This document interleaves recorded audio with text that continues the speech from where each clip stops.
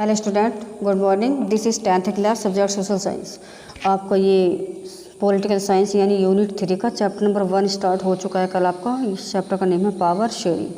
इसमें हमने कल जो टॉपिक पढ़ा वो बेल्जियम के बारे में पढ़ा था कि बेल्जियम में पावर शेयरिंग किस टाइप की है, किस तरह से है। आज हम पढ़ने वाले हैं श्रीलंका, है ना। श्रीलंका में पावर को किस तरह शेयर किया गया है। तो ये श्रीलंका वाला टॉपिक आप शुरू होने जा रहा है आपका कि Sri Lanka is an island nation in the Indian ocean. यानी श्रीलंका एक द्वीपीय देश है और कहाँ है, इंडियन ओशियन में, भारतीय मतलब। तो श्रीलंका क्या है, एक आइसलैंड नेशन है और इंडियन ओशियन में लाई करता है। It is just a few kilometers off the southern coast of Tamil Nadu. यानी ये तमिलनाडु के कोस्ट से कुछ ही किलोमीटर की दूरी पर है। जैसा कि आपने देखा होगा ना, पॉलिटिकल मैप देखा होगा, तो पॉलिटिकल मैप में इंडिया के जस्ट ईस्ट और साउथ में क्या है, श्रीलंका है, लटकी हुई है ना। लटकी तो नहीं है वैसे, लेकिन एक थ्रो बताना, आपको माध्यम बताना है। तो साइड में है, तमिलनाडु के जस्ट पास में है। तो इसमें क्या दिया है कि तमिलनाडु से कुछ ही किलोमीटर की दूरी पर है। Sri Lanka has a diverse population. Sri Lanka में डाइवर्स पॉपुलेशन में कई तरह की पॉपुलेशन है। ऑफ अबाउट 2 करोड़ पॉपुलेशन, कितनी है, लगभग 2 crore. With 74% being Sinhalese and 18% Tamil. यानी जिनमें 2 करोड़ पॉपुलेशन में जिनमें परसेंटेज यदि देखा जाए तो सिन्हालियों का जो परसेंटेज है वो 74 है और तमिल्स का जो परसेंटेज है वो 18 है। ठीक है, ये 2 मेजर ग्रुप्स हैं, 2 मेजर कम्युनिटीज़ हैं श्रीलंका की। अब देखते हैं कि सब ग्रुप्स ऑफ तमिल्स, तमिल के उपसमूह। अब उपसमूह कौन कौन से, वो छोटे छोटे समूह कौन से हैं, सबको मिलाकर जिसे तमिल से बनाया गया है। तो तमिल से आप टू सब ग्रुप्स, तमिल्स के 2 ग्रुप्स हैं, जैसे श्रीलंकन तमिल्स और दूसरे आते हैं आपके इंडियन तमिल्स। तो सबसे पहले हम श्रीलंकन तमिल्स के बारे में जान लेते हैं। तो Tamil natives of Sri Lanka are called Sri Lankan Tamils. यानी जो श्रीलंका के रहने वाले लोग हैं वो श्रीलंकन तमिल्स कहलाए। They constitute 13% of the population. यानी वो टोटल पॉपुलेशन में श्रीलंका की वो कितने पॉपुलेशन है श्रीलंकन तमिल्स, केवल 13%। And are concentrated north and west of Sri Lanka. वो कहाँ रहते हैं, श्रीलंका के नॉर्थ और ईस्ट में। Most of the Sinhala speaking people are Buddhist. यानी सिन्हाला लैंग्वेज को बोलने वाले जो लोग हैं उनका रिलीजन क्या है, बुद्धिस्ट है, यानी बौद्ध धर्म है। While most of the Tamils are Hindus और मुस्लिम। जबकि ये तमिल्स वाले जो लोग हैं किस धर्म के हैं, ये हैं कुछ हिंदू और कुछ मुस्लिम्स। ठीक है, तमिल्स वाले लोग। तो अब देखते हैं हम अगला टॉपिक, अगला पॉइंट। दूसरा पॉइंट आता हमारा इंडियन तमिल्स। जैसा कि अभी हमने श्रीलंकन तमिल्स के बारे में पढ़ा। तमिल्स के भी 2 ग्रुप हैं श्रीलंका में, एक श्रीलंकन तमिल्स और एक इंडियन तमिल्स। तो श्रीलंकन तमिल्स के बारे में अभी मैंने आपको बताया, वो 13% है। लेकिन इंडियन तमिल्स की यदि बात करें तो वो है कि उस श्रीलंका में जो पॉपुलेशन है उनमें से कुल 5% पॉपुलेशन किसकी है, इंडियन तमिल्स की। इंडियन तमिल्स कौन होते हैं, इंडियन तमिल्स जैसे कि नाम से पता चल रहा है, इंडिया के तमिल्स, यानी इंडिया के तमिलनाडु स्टेट से गए हुए लोग जो प्लांटेशन के लिए ब्रिटिशर्स के दौरान गए थे वहाँ पे श्रीलंका में प्लांटेशन के लिए काम करने के लिए, है ना। यानी जो लोग हैं तमिल जो श्रीलंका में जो इंडियन तमिल्स लोग रह रहे हैं उनके फोरफादर कभी ब्रिटिश टाइम में गए थे, क्योंकि ब्रिटिशों ने उनको भेजा था वहाँ प्लांटेशन के लिए काम करने के लिए, है ना। तो वो क्या है, आज वो अभी तक वो जब फिर वो वहीं पे सेटल हो गए, वो वापस लौट कर नहीं आए। तो इसलिए उनके जो अब जनरेशन है उसको इंडियन तमिल्स कहा जाता है। तो वो केवल श्रीलंका की पॉपुलेशन में कितने परसेंटेज है, 5%। तो क्या दिया इसमें कि देयर आर अबाउट 7% क्रिश्चियन। यानी श्रीलंका में जो थर्ड जो कम्युनिटी है, 2 के बाद जो तीसरी कम्युनिटी आती है वो है क्रिश्चियन। कितने परसेंट है, 7%। Who are both Tamils and Sinhala. जो क्रिश्चियन है उनकी लैंग्वेज क्या है, वो तमिल भी बोलते हैं और सिन्हाला लैंग्वेज भी बोलते हैं। तो ये तो था आपको सब ग्रुप्स ऑफ तमिल्स। तमिल्स में 2 उपसमूह हैं, इंडियन तमिल्स और श्रीलंकन तमिल्स। अब हम बात करते हैं मेजोरिटेरियनिज्म इन श्रीलंका। श्रीलंका में मेजोरिटेरियनिज्म की, यानी मेजोरिटी की, है ना। मेजोरिटी में कौन सबसे ज़्यादा क्या है। तो मेजोरिटेरियनिज्म इज ए कॉन्सेप्ट, एक सिद्धांत है, which signifies a belief that majority community. ये विश्वास किया जाता है कि मेजोरिटेरियनिज्म का मतलब ये एक सिद्धांत है और एक मेजोरिटी कम्युनिटी को बिलीव करता है। Should be able to rule a country in which ever way it wants. Disregarding the wishes and needs of the majority, यानी मेजोरिटी में की जो आवश्यकताएं होती है, जो इच्छाएं होती है, वो अपनी मर्जी से करते हैं। यानी जब कोई कम्युनिटी मेजोरिटी में होती है तो वो अपनी इच्छा से अपने लिए रूल्स बनाती है और रेगुलेशंस बनाती है और काम करती है ना। लेकिन क्या है, मेजोरिटी वाली जो कम्युनिटी हमेशा माइनॉरिटी कम्युनिटी को क्या करती है, इग्नोर करती है, उनके रूल्स को, रेगुलेशंस को, उनके अथॉरिटी को लेकर। ठीक, तो इसमें क्या दिया हमने कि वह श्रीलंका बिकेम इंडिपेंडेंट इन 1948, यानी श्रीलंका कब इंडिपेंडेंट हुआ, 1948 में।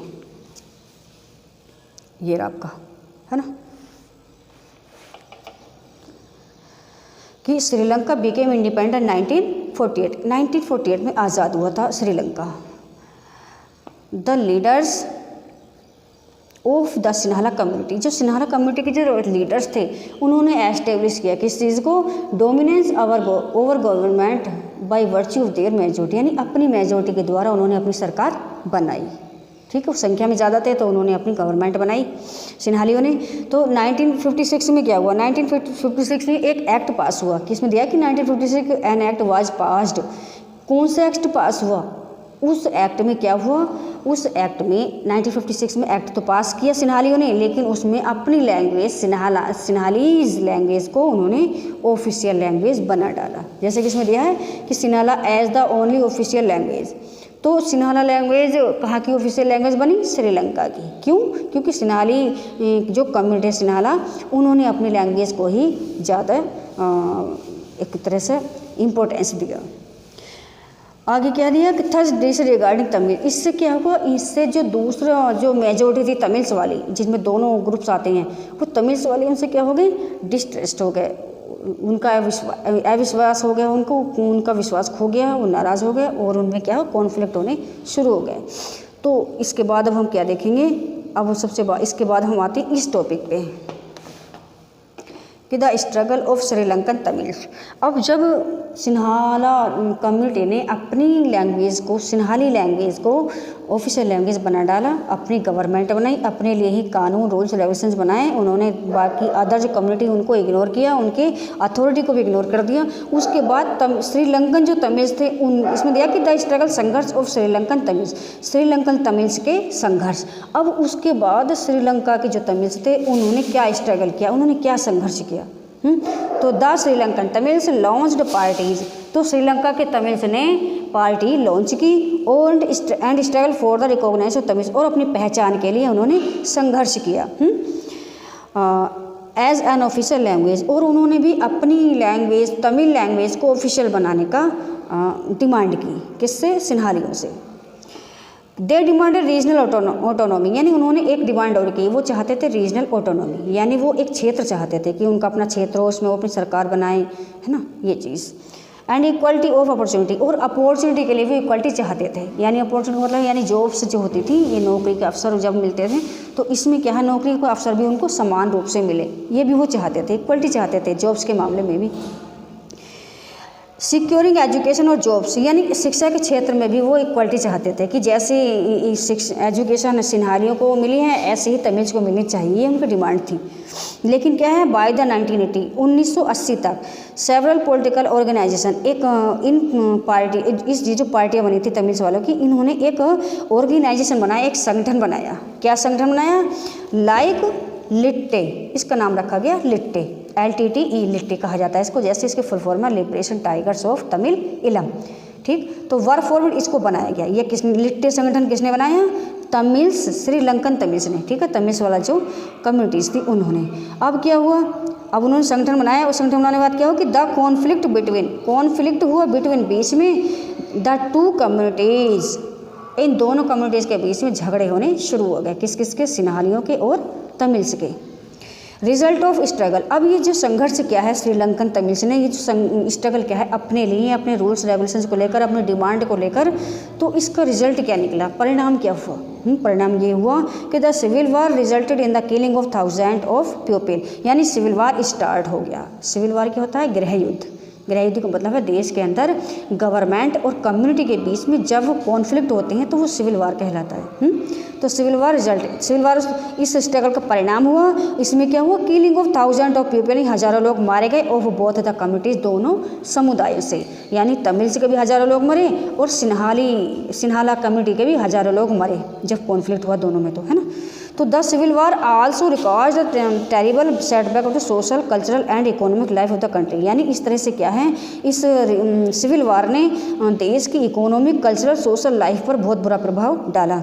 Many families were forced to leave country, बहुत सारे परिवार देश को छोड़कर चले गए, कुछ शरणार्थी बन गए, यानी रिफ्यूजीज का मतलब शरणार्थी, दूसरे देशों में शरण लेना, दूसरे देश में जाकर रहना, तो उन्होंने शरण ले ली। And lots of people lost their livelihood, और हज़ारों लोगों ने अपने घर को खो दिया। तो ये रिजल्ट निकला, है ना। संगठन बना, संगठन बनने के बाद उन्होंने सिविल वार स्टार्ट हो गया। सिविल वार स्टार्ट होने के बाद जो लोग, हज़ारों लोग दोनों कम्युनिटीज से मरे, और जब हज़ारों लोग दोनों कम्युनिटीज से मरे तो उनमें से कुछ बहुत से लोग अपना परिवार छोड़कर चले गए, बहुत से लोगों ने दूसरे देशों में रिफ्यूजी कर ली, शरण ले ली, और कुछ और हज़ारों लोगों ने अपना घर बेघर हो, घर परिवार खो दिया। तो ये तो था आपको श्रीलंका का टॉपिक। थोड़ा सा मैं आपको इसको डायग्राम के थ्रू मैं वो थोड़ा समझाना चाहूँगी, तो मैं आपको डायग्राम दिखाती हूँ एक।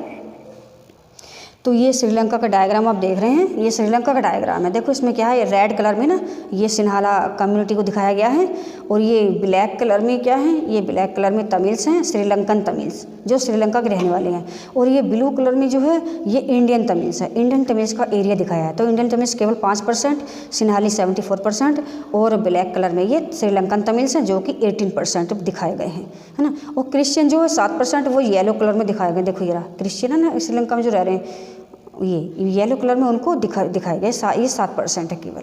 तो ये दो मेजर कम्युनिटीज़ है वैसे तो, सिन्हाली और तमिल्स। उसमें भी तमिल्स के 2 सब ग्रुप हैं, श्रीलंकन तमिल्स और इंडियन तमिल्स। उसमें जो थर्ड कम्युनिटी आती है, थोड़ी सी पॉपुलेशन आती है उसकी, वो है 7%, यानी क्रिश्चियन। तो ये है श्रीलंका का डायग्राम आप देख रहे हैं। तो कितना बड़ा एरिया है, सिन्हालियों के पास मेजोरिटी में वो। तो ये था हमारा आज का टॉपिक। मुझे आपको श्रीलंका की पावर शेयरिंग, तो मेरा कहने का मतलब ये है कि पावर को शेयर करना क्यों जरूरी है। कि बेल्जियम में हमने पढ़ा, बेल्जियम में पावर को शेयर किया गया तीनों कम्युनिटीज़ के बीच में, तो वहाँ सिविल वार नहीं हुआ। लेकिन श्रीलंका में पावर को शेयर नहीं किया गया, है ना। किसी एक ही कम्युनिटी ने अपनी सरकार बना के अपने लिए ही सारे सब कुछ बनाया, तो इससे क्या हुआ, पावर को शेयर ना करने के कारण वहाँ सिविल वार हुआ श्रीलंका में। तो इससे क्या हुआ, बहुत ज़्यादा लॉस हुआ श्रीलंका में। तो ये है, तो पावर को शेयर करना क्यों ज़रूरी है, इसलिए ज़रूरी है ताकि सबको इक्वलिटी मिल सके, सबको अधिकार मिल सके। ठीक है, आज का ये टॉपिक था। कल हमारा टॉपिक रहेगा need of power sharing, power sharing करने की क्या आवश्यकता है, ये हमारा टॉपिक रहेगा। आज के लिए सिर्फ इतना ही। थैंक्स।